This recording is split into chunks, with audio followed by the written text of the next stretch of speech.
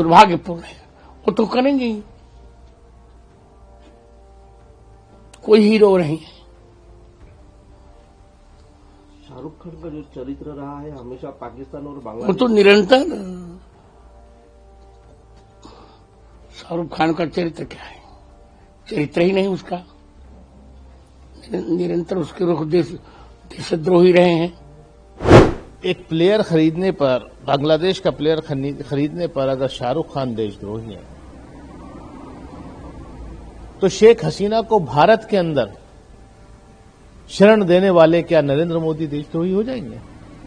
Bangladeshi cricketer को लाकर हमारी छाती पे खिलाकर ये है तुम्हारा प्यार इस देश के लिए? 9 करोड़ 20 लाख रुपया जो उस क्रिकेटर को दे रहे हैं, वो पैसा अगर जो बच्चे हिंदू वहां मारे जा रहे हैं, वही पैसा एज ए क्षमा, सॉरी फील करते हुए उनके रिश्तेदार अगर हिंदुस्तान में हैं तो उनके हिंदुस्तान में उन क्रिकेटर उन हिंदू बच्चों को देने चाहिए। देवकीनंदन ठाकुर, शाहरुख खान के ऊपर आरोप लगाने से पहले अगर आपकी हिम्मत हो, हैसियत हो और हौसला हो तो नरेंद्र मोदी की सरकार से पूछिए, अमित शाह की से पूछिए, गृह मंत्रालय से, कि बांग्लादेशी खिलाड़ियों को आईपीएल में लाने का निर्णय लिया तो लिया क्यों? और आप अपनी जो कथा करते हैं, उस कथा के पिछले 1 साल का जितना आपने कमाया है, क्यों नहीं बांग्लादेश के अल्पसंख्यकों को दे आते हैं? दुर्भाग्यपूर्ण है। वो तो करेंगे ही, कोई हीरो नहीं है। शाहरुख खान का जो चरित्र रहा है हमेशा पाकिस्तान और वो बांग्लादेश, तो निरंतर, शाहरुख खान का चरित्र क्या है? चरित्र ही नहीं उसका। निरंतर उसके रुख देशद्रोही रहे हैं। जिस देश ने आपको हीरो बनाया, स्टार बनाया, सुपरस्टार बनाया, जिस देश ने इतना सामर्थ्य दिया कि तुम एक क्रिकेट टीम, तुम थे क्या? तुम एक सीरियल में काम करते थे, छोटा सा काम, 500,000 रुपए पर डे पे काम करते थे। आज उस देश ने तुम्हें इतना प्यार दिया, और तुमने सिर्फ एक तुम्हारे समुदाय ने नहीं दिया, हिंदू समाज ने भी बहुत ढेर सारा प्यार दिया।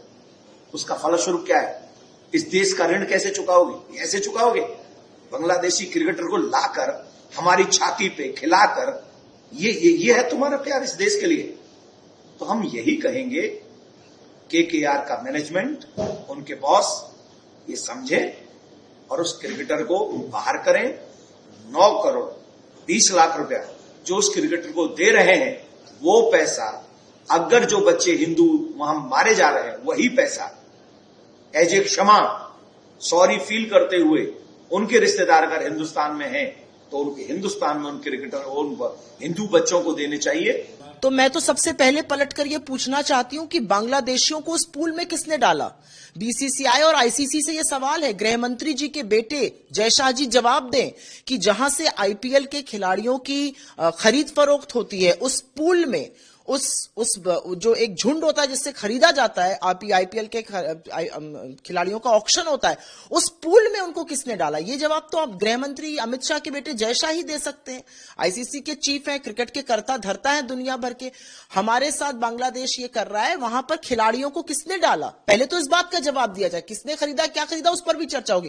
पहले सरकार के गृह मंत्री के बेटे जय शाह ये बताएं कि बांग्लादेशियों को आईपीएल के पूल में उन्होंने क्यों डाला।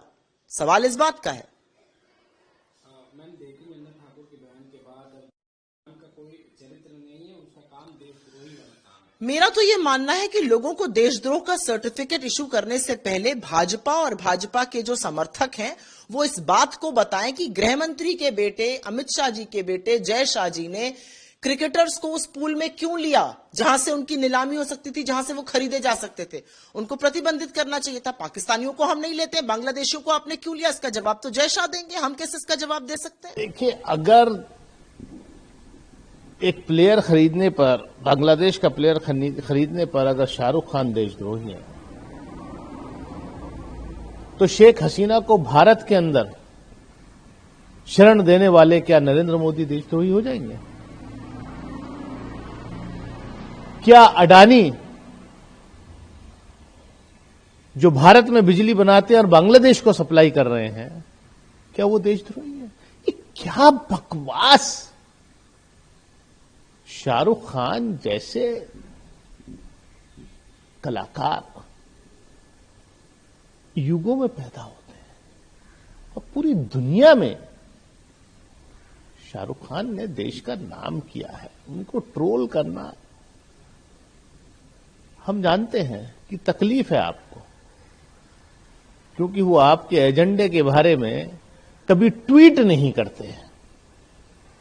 जो पीएमओ से लिख करके जाता है स्क्रिप्ट, उसको वो अपने ट्विटर हैंडल से ट्वीट नहीं करते। शायद ये तकलीफ तो है, और इसीलिए शायद उनके बेटे को भी जो है कुछ साल पहले प्रताड़ित किया गया था। देवकीनंदन ठाकुर तब गूंगे हो गए थे, बहरे हो गए थे या अंधे हो गए थे जब बीसीसीआई यानी भारत की सरकार की कंपनी जो क्रिकेट की है, जयशाह जिसको चलाते हैं, अमित शाह के पुत्र हैं, उनको बांग्लादेशी खिलाड़ियों को ऑक्शन में लेकर के आईपीएल में।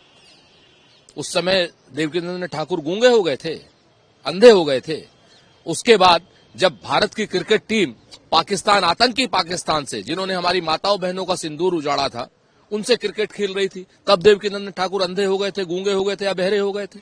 देवकीनंदन ठाकुर, शाहरुख खान के ऊपर आरोप लगाने से पहले अगर आपकी हिम्मत हो, हैसियत हो और हौसला हो तो नरेंद्र मोदी की सरकार से पूछिए, अमित शाह की से पूछिए, गृह मंत्रालय से, कि बांग्लादेशी खिलाड़ियों को आईपीएल में लाने का निर्णय लिया तो लिया क्यों? बांग्लादेशियों को या पाकिस्तानियों के साथ आपने मैच खेलने का निर्णय भारत की सरकार ने, नरेंद्र मोदी की सरकार ने लिया तो लिया क्यों? चंद रुपयों के लिए? जो रुपए कमाए हैं वो बांग्लादेश के हिंदुओं को क्यों नहीं देकर के आते हैं नरेंद्र मोदी? और आप अपनी जो कथा करते हैं, उस कथा के पिछले 1 साल का जितना आपने कमाया है, क्यों नहीं बांग्लादेश के अल्पसंख्यकों को दे आते हैं? जो राजनीतिक लोग हैं उन्हें राजनीतिक काम करने दीजिए, धार्मिक लोगों को धार्मिक प्रवचन करने चाहिए, भाजपा की चाटुकारिता करने से बचना चाहिए। चरित्र नहीं है, उसका काम देशद्रोही वाला। शाहरुख खान को देशद्रोही कहने वाले लोग स्वयं देशद्रोही हैं, चाहे वो राम भद्राचार्य जी हो और चाहे संगीत सोम हो। शाहरुख खान के ऊपर उंगली उठाने से पहले राम भद्राचार्य जी, अगर आप में हिम्मत है, हैसियत है और आपका हौसला है तो नरेंद्र मोदी की सरकार पे उंगली उठाइए ना, कि उन्होंने बांग्लादेश के खिलाड़ियों को आईपीएल में लाए क्यों ऑक्शन के लिए? अगर आप में हिम्मत है, आपकी हैसियत है और आपका हौसला है राम भद्राचार्य जी, तो पूछिए आतंकी पाकिस्तान से क्रिकेट क्यों खेला, जिन्होंने हमारी माताओं बहनों का सिंदूर उजाड़ा? राम भद्राचार्य जी, आप अब धार्मिक और आध्यात्मिक गुरु नहीं रह गए हैं, आप राजनीतिक चाटुकारिता में फंस गए हैं। और राजनीतिक चाटुकारिता आप नरेंद्र मोदी की इस हद तक कर रहे हैं, समझ में नहीं आता है कि आप क्या करेंगे। संतों को सार्वजनिक जीवन में सामाजिक और धार्मिक संदेश देने चाहिए। राजनीतिक रूप से नरेंद्र मोदी जी की और भारतीय जनता पार्टी की चाटुकारिता करने वालों को हम संत नहीं मानते।